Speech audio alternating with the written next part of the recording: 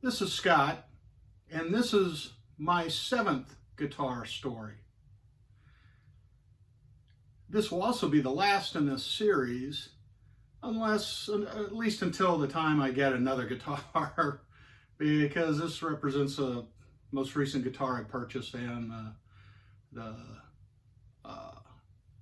last one I've owned up to this point. So this is a Gibson Les Paul Special in TV yellow. They call this color TV yellow because this was originally produced in the mid-1950s. I think it was 55 or 56. And at that time, there was only black and white television. There wasn't any color on television. And if you had a white guitar on television, they had really bright lights in the studios, and they had to be very well lit. And if you had a white guitar, that would show up on television screens real blurry, and it might even make your TV kind of hum, like, because it was just so much exposure was going into that picture, and it would be real fuzzy and almost blurry. The TV cameras at the time just couldn't handle that. So Gibson developed this color with that in mind, and when you see this particular color, this type of yellow on a black and white TV, it'd look white. It would look like a white guitar, but a really nice, well-defined white guitar. And so you'd have this and look with the black knobs and pickguard and pickup covers. You know, it'd be a nice contrast to what the camera would see as a white body, even though it's yellow. Because it's a Les Paul Special, it has the P90 pickups. It is a slab mahogany body. There's no carve to it or anything like that.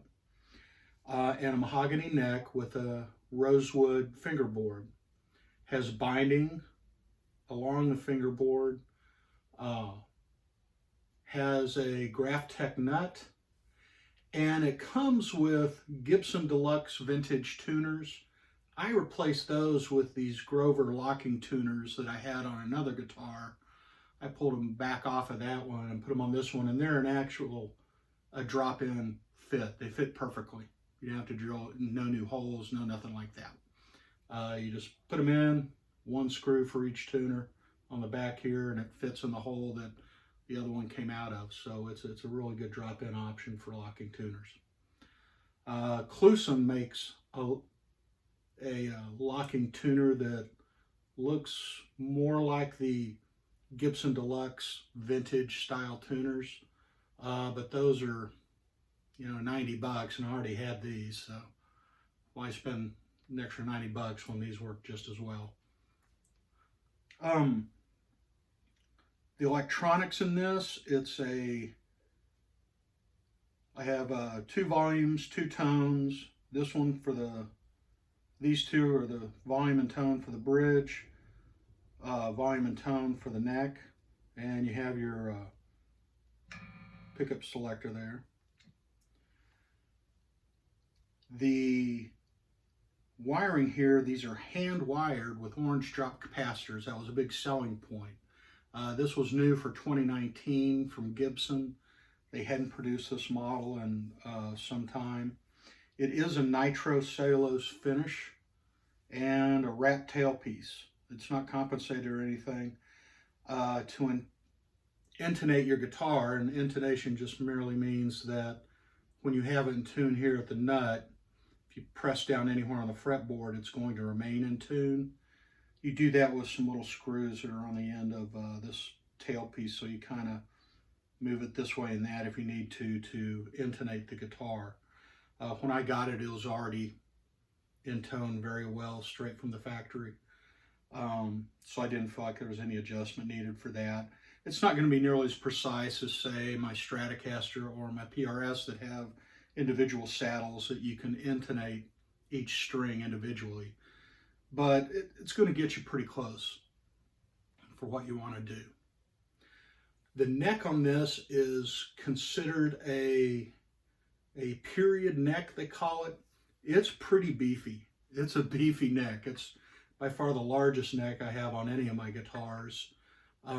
Really fills your hand up. That was the one thing about this. Again, I've said this before, I have small hands. I was a little worried about this guitar. Maybe the neck would be too big. But I haven't found that to be the case at all. Yeah, it's beefy, but actually plays really well. It's a 12-inch radius fingerboard, so bending and all that stuff is really easy. My other guitars, my Strat's a 9.5 radius, so it's probably easier to do bar chords on the Strat than on this one a little bit, but it's not that big a difference, and you get used to it as you play through it. I mean, I call it minor differences between a 9.5 or a 10 like my PRS SE or the 12 here. So it's not extreme either way. The reason I got this guitar was there is a YouTube channel called In the Blues, and Shane is the host of that. And he got one of these. He's a left-handed player, so it would be a mirror image of this, but he got the same TV yellow Les Paul Special, and he was playing it, and I had never really considered the sound of P90 pickups before that. And when I heard him play it, they're much higher output single coil pickups than, say, Strat or Tele pickups are. They can get a lot of dirt on them really easily. They sound great because of that. Let me try and give you a little example of that here.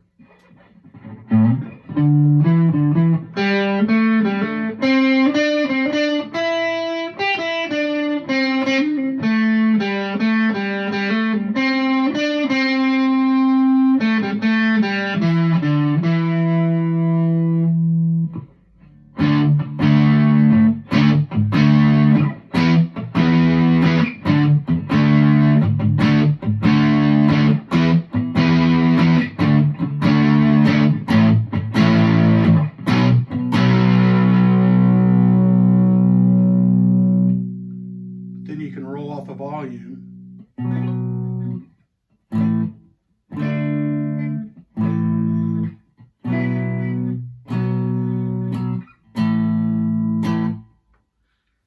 then crank the volume back up if you want.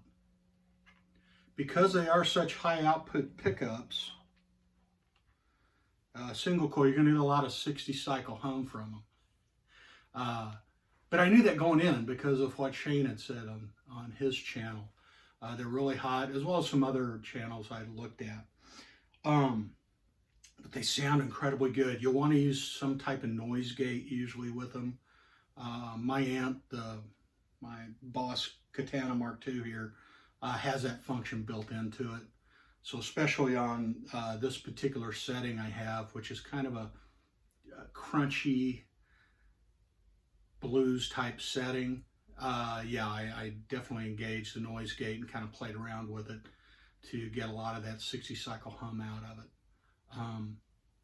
But I just love the sound of these P90s, and I can say that this guitar is very different from my other two guitars in both feel and sound, but I love it because of that.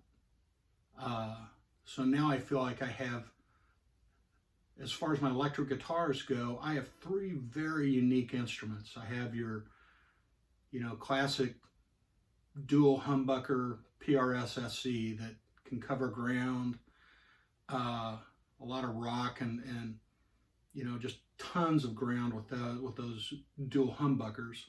I have my Stratocaster with those kind of low output single coil pickups, and you put them in those middle positions and they can kind of get that out of phase quack to them, which I enjoy quite a bit.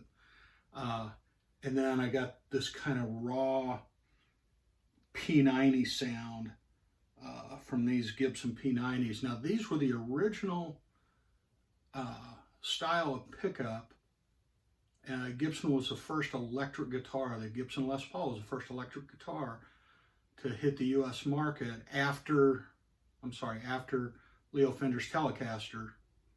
Then Les Paul was born, but they came with P90 pickups, so they probably sounded a lot like this right out of the chute. And then a couple years later, they developed humbuckers, the PAF humbuckers that everybody knows and loves, later in the 50s, and replaced the P90s and the Les Pauls with those humbuckers. But in the Les Paul specials, they didn't. They kept the two humbuckers. The two P90s. But I love the grittiness. I love kind of that vintage feel to this instrument. And